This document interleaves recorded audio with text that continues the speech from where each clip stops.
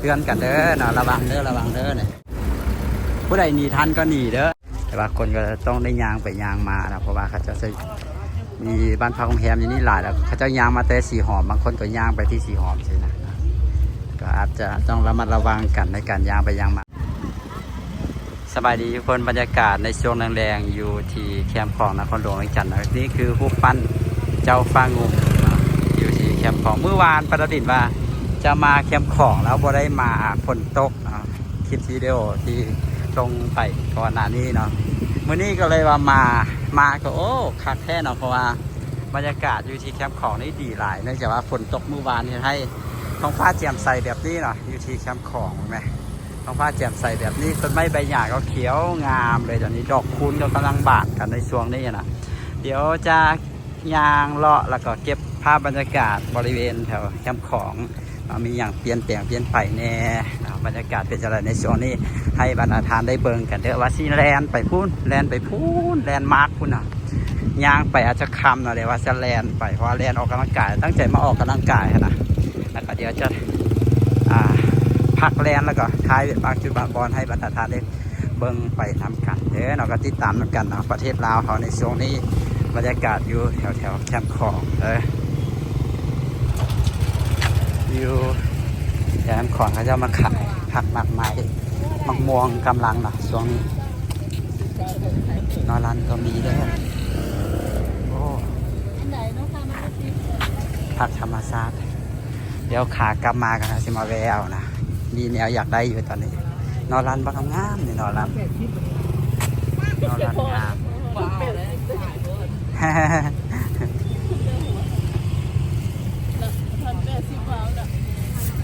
โอ้นอรันบางอะไรนอรันทำหอมบางไม้โอ้กล้วยบางงามกล้วยดีบางใหญ่เดี๋ยวขากลับมาก่อนนะสิมาเอาเดี๋ยวนะสิแลนไปโอ้วีละเสาหาพันมากล้วยใหญ่แต่ปีใหญ่จ้ะ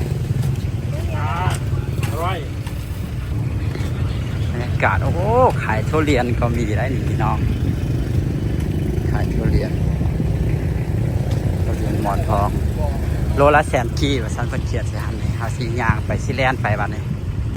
โอ้อยู่วันนี้เพิ่นก็จะมาใส่ไฟแดงแล้วนะเพิ่นมาตั้งเสาใส่ไฟแดงแล้วจะยังบ่ทันเปิดเห็นบ่โอ้เปลี่ยนไปแล้วเด้อนี่เพิ่นมาใส่ไฟแดงแล้วทีนี้มันเป็น3แยกนะทุกคน3แยกวันนี้ก็รถจะเลี้ยวเข้าไปที่แดออกมาแดไปนี่จะเป็นบันเว่ได้แล้วก็ซื้อไปนี่ก็เป็นบันเว่นะแต่ว่าบันหอมนี่ก็เป็นทูเว่เดี๋ยวเราจะไปต่อพูดมื้อนี้คนบ่หลายนะมายางมาแลนก็คักเลยนะฝนตกเมื่อวานนั่นแล้วก็มื้อนี้ก็ท้องฟ้ามืดครึ้มแบบนี้แล้วก็มีฝนตกปล่อยๆบางข้างบางคราวเลยแล้วคนน่าจะย่านในฝนตกนะก็เลยว่าบ่มาคนบ่มากันเอาแลนมาฮอดพี่แล้วบน3แยกนี่เข้าไปไหนคนที่เห็นมีเป็นเคนก่อสร้างตึกนั้นคือตึกลาวเซ็นเตอร์ได้ขนาดตึกนั้นน่ะตึกลาวเซ็นเตอร์น่ะบรรยากาศดีแห้งอากาศดีแห้งขนาดมื้อนี้น่ะแล้วพอเห็นตะเวนตกดินมีเมฆมีอย่างบางอากาศดีบรรยากาศดีทำไมนี้จะเป็นไฟแดงธาตุขาวไฟแดงธาตุขาวถึกแล้วนะธาตุขาวถ้าพระขาวมันจะอยู่ทางพุ่นหน่อยอยู่ทางหอประชุมแห่งชาติทางพุ่นทางโด่งทางพุ่นธาตุขาวอันนี้ธาตุขาวเข้าไปนี้เราจะไปต่อไปพุ่นแหละจุดเป้าหมายเรายางมาฮอดพี่แล้วฮอดแลนด์มาร์กแล้วยางแลนด์ลมพัดเย็นสบายขนาดเลยเดี๋ยวจะสืบต่อยางแลนไปพุ่นแหละบอลข้าเจ้าก่อสร้างไม้เดี๋ยวพาไปเบิ้งบอลข้าเจ้าก่อสร้างไม้เนาะว่าเพิ่นเห็นเอาได้แล้วตอนนี้บอลที่เพิ่นมีการก่อสร้างแคมป์ของเฟสที่2ก่อสร้างด้านเจือนกันคันคูกันน้ำท่วมเมื่อยอยู่ได้แลนมานี่เดี๋ยวจะแลนต่ออำเภอศรีเชียงใหม่จังหวัดหนองคายบรรยากาศ เฮายางมาฮอดแล้วจุดที่เขาเจ้ามีการก่อสร้างใหม่หลังจากน้ำมันแห้งลงไปแล้วเบิ่งลงไปบักสูงๆเนาะตอนนั้นน้ำขึ้นมาสูงฮอดพี่นะเอาเบิ่งคือว่าบ่สูงนะพอน้ำแห้งลงไปแล้วเบิ่งแบบน้ำอยู่พุ่นเลยบักสูงเลยวันแรกมากมีรถตำกันอยู่นี่ตำรวจมาเคลียร์แล้วนะมีรถตำกันโอ้อุบัติเหตุนี่มื้อนี้ก็เจอ2 บ่อนนะตอนเช้านี่อยู่ที่หนองบัวทองนะประเดี๋ยวลงเพจ Facebook ไปอยู่ตามกัน3 คันเลย3 คันตามกัน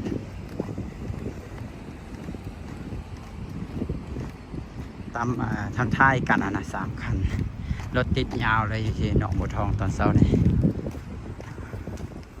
แต่มีกินแห้งขนาดเลยกินน้ำเสียเดี๋ยวว่าจะยางจะแลนลงไปลุ่มพุ่นบัวจะมืดก่อนหรือบ่เขาเห็นเขาเจ้าปลูกคอนกรีตเท่าไรเขาเจ้าก็โรยอย่างแล้วนะแต่ว่ายังวันนั้นได้ปลูกคอนกรีตเขาเจ้าก็ไปซิดเบ็ดซิดอย่างกันเมืองบรรยากาศแบบนี้เลยงานเขาเจ้ามีเรือมีอย่างมาจอดเขาเจ้ามานอนยันเลยได้ทุกคนเห็นบ่บรรยากาศคือคักเองบรรยากาศคักหลายนะทุกคนเขาเจ้านั่งพัดพรอยู่แคมป์น้ำแบบนี้เลยนะแล้วมานอนนี่เลยเขาจะเอาตังเอาอย่างมานั่งพักผ่อนคลายกันอยู่แบบนี้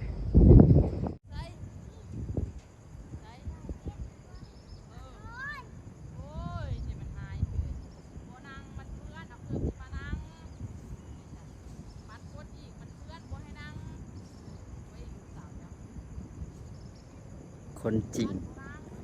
เราลกหญ้าได้เราลกมาหลายต้นแล้วได้นะเราลกมาแต่พุ่นบอกนี่เราลกหญ้าต้นหญ้าขึ้นแล้วเดี๋ยวกันเรามาลก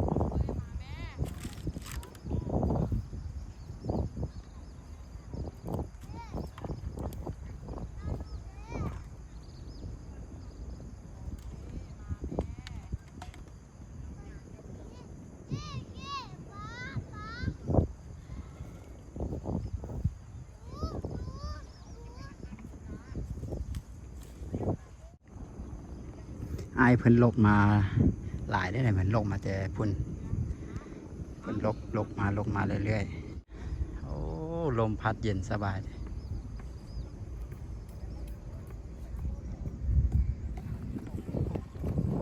ภาษียางไปครับพุ่นคือสิบฮอดบ่ก็ประมาณนี้เหรอเพิ่นบ่ได้แบบว่าบ่ได้ปลูกคอนกรีตปลูกยางเชื่อนะเพิ่นน่าจะถมไปให้แล้วก่อนบ่ถมไปให้แล้วก่อนแล้วเพิ่นจึงจะปลูกคอนกรีตปลูกยางบ่ตอนนี้ยังบ่ทันแล้วเท่านั้นแต่ว่าแถวนี้ก็คือว่าถมแล้วอย่างก็แล้ว100%แล้วนะแต่ว่ายังเหลือแต่อาจจะปลูกยางปลูกคอนกรีตอย่างประมาณนั้นแบบนี้เดี๋ยวน่าจะยางกลับแล้วทุกคนไปพุ่นก็จะเป็นท้ายอย่างก็ท้ายเรืออย่างสักอย่างเลยนะเดี๋ยวจะยางกลับไปแล้วตั้งแต่เมื่อวานแล้วปารินอยากกินอย่างก็ปิ้งปลาหมึกกับแจ่วทะเลกับน้ำจิ้มทะเลเนาะส้มเผ็ดอากาศร้อนนะอยากกินแบบว่าเราก็กลืนน้ำลายเลยอยากกินแบบแนวเผ็ดส้มก็เดี๋ยวจะยางกลับไปแล้วก็เดี๋ยวจะถ่ายบรรยากาศอาจจะไปเลาะหาซื้อแนวกินอย่างประมาณนั้นแล้วก็เดี๋ยวถ่ายบรรยากาศให้บรรดาทานได้เบิ่งกันอ้ายเป็นก็ลกยามาเรื่อยๆเดี๋ยวจะยางกลับแล้วบรรดามักบรรยากาศในการที่กระเจ้านั่งลบกันอยู่แคมป์น้ำพุ่นแล้วก็บรรยากาศมันดีนะลมพัดดีแมวก็เป็นบนนั่งวันนั้นยางขัดเลยกินนี่ก็ถ่ายให้เบิ่งแล้วนะกลับมาก็ยังอยากเบิ่งอยู่นะ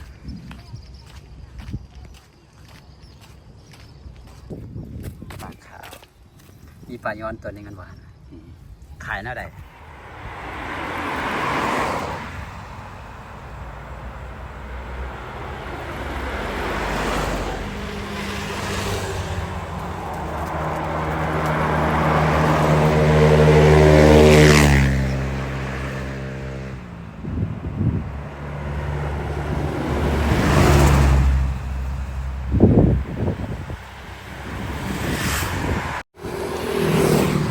กำลังยางกลับตอนนี้มืดแล้ว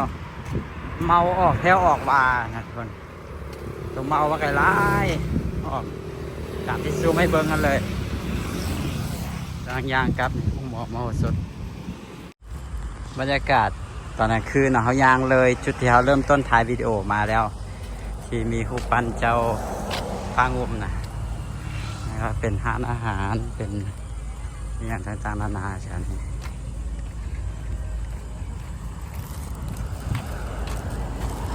ร้านซีนดาดเดี๋ยวจะยางไปพูดแหละบนโรงแรมอามารีมาแหละไปหาปิ้งปลาหมึกปิ้ง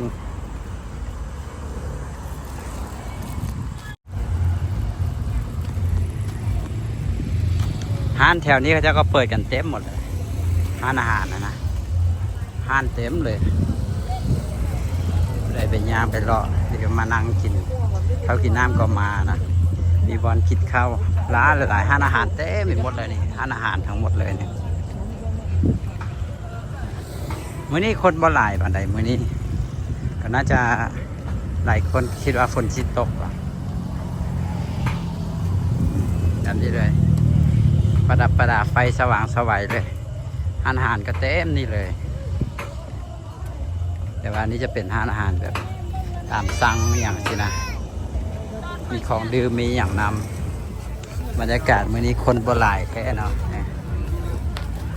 คนน้อยแห้งเลยถ้าเทียบใส่แต่ละมือนะเดี๋ยวพามาเบิงเขาเจ้ามีการก็สร้างปูคอนกรีตอยู่ที่หอมซื้อไปใส่ซีหอมเซ็นเตอร์นี่เนาะหอมนี่จะเป็นหอมที่มีความสำคัญอะไรก็คือมันจะเป็นหอมที่มีการทำมาค้าขายอย่างคึกคืนนะหอมนี้แล้วก็เป็นหอมที่ซื้อไปซอดไซซีหอมเซ็นเตอร์นะซึ่งซีหอมก็ถือว่าเป็น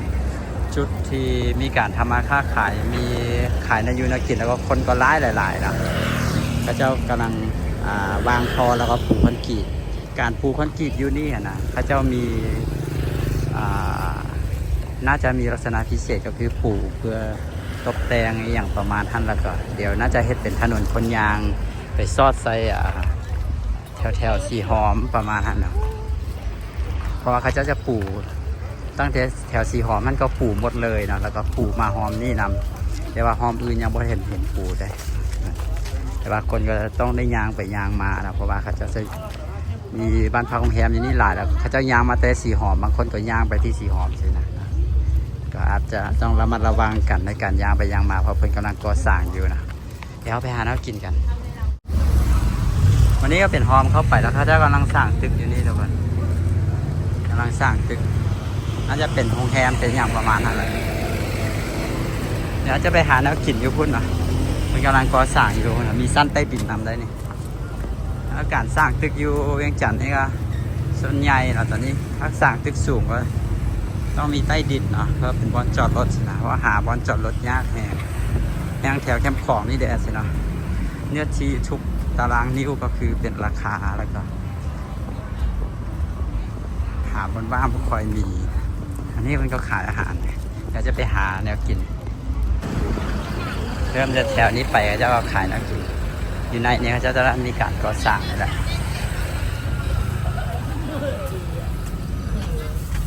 เดี๋ยวไปหาปิ้งปลาหมึกกันนะถ้ากินปิ้งปลาหมึกอยากกินปิ้งปลาหมึกเยอะตั้งแต่เมื่อวานนะในวิดีโอนี้ก็ว้าวมาโดยตลอดแล้วลองเบอร์มาเขาจะมีขายปกติเขาจะขายอยู่แถวนี้ใช่ปะมื่อนี้รู้สึกว่าคนกับบ่หลายห้านขายกับบ่หลายนะ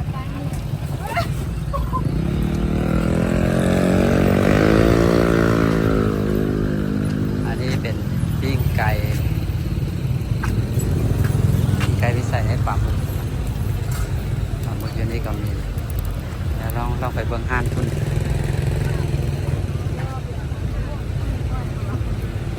ลองกันน่าจะมียูปิ้งแถวนั้น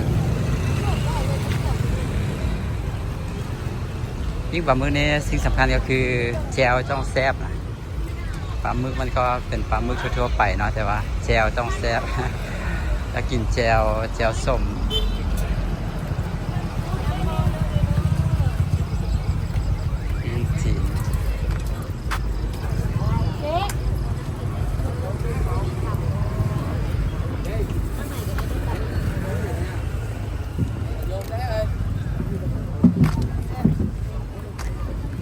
ปลาหมึกปลาหมึกชาวคุณก็มีเดี๋ยวเลาะเบิ่งก่อนได้หนึ่งเลาะเบิ่งก่อนได้มีหลายห้างอยู่หลายห้างเดี๋ยวพักอยู่เลยมันจะพัก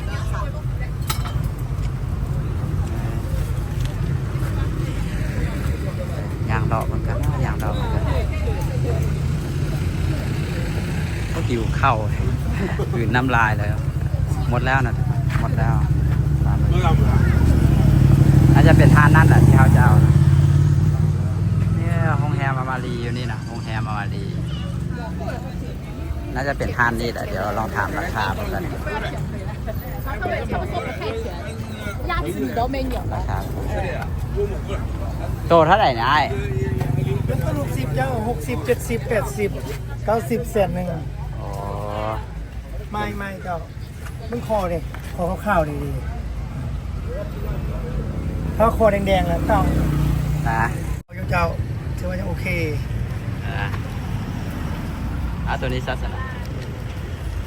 ก็คอแดงแล้วพอคาจะบอมมาขายเข้ามาไปปะ ย่านได้ข้าเจ้าแซนอย่างก็เคยนะฟอร์มูลีนป่ะ อันนี้ผมเป็นแบบนั้นอันนี้นะ ว่ามีป่ะ แค่ชดมาแต่ฟังเลย โอ้เดี๋ยวเล่นมาเดียวเลย นี่บรรยากาศตอนกลางคืนช่วงค่ำๆอยู่ที่บริเวณแถวๆสามแยกป่าประสักเนี่ยทุกคนด้านหน้าโรงแรมมารีก็ตอนนี้เขาได้แล้วเนาะได้ดอกแคร์ได้อย่างก็ไข่ลูก แล้วก็ได้ปลาหมึกตามที่คาดหวังไว้สมใจได้กินแล้วนะแต่ว่ายังไม่ทันกินเดี๋ยวเขาจะไปกินอยู่เพื่อนเอากินแบบคักๆเลยเนาะก็เดี๋ยวจบวิดีโอนี้ไว้แต่เพียงเท่านี้ขอขอบใจทุกคนที่เข้ามาเบิ่งเด้อทั้งหมดนี้ก็คือบรรยากาศอยู่ที่แคมป์ของนครหลวงเวียงจันทร์เนาะในช่วงแรงๆค่ำๆก็เดี๋ยวเขาจบไปแต่เพียงเท่านี้ไว้พบกันวิดีโอต่อไปเด้อสบายดีขอขอบใจเด้อที่มาเบิ่งโอ้ถึกล็อกได้วันนี้เพิ่นบ่ให้จอดเนาะเห็นบ่ทุกคนป้าทุกคันเลยนี่ถึกล็อกทุกคันเลยเนี่ยเพิ่นห้ามจอดเด้อเนี่ยเห็นบ่ตำรวจมาล็อกทุกคันเลยเนี่ยทุกคันเลยที่จอดอยู่นี่ถึกล็อกเตือนกันเด้อเนาะระวังเด้อเนี่ยล็อกแล้วก็ได้เสียงเพราะคันนี้ออกได้ไวนะออกได้ก่อนป้ากำลังล็อกตำรวจกำลังล็อกล้อเด้อกำลังล็อกอยู่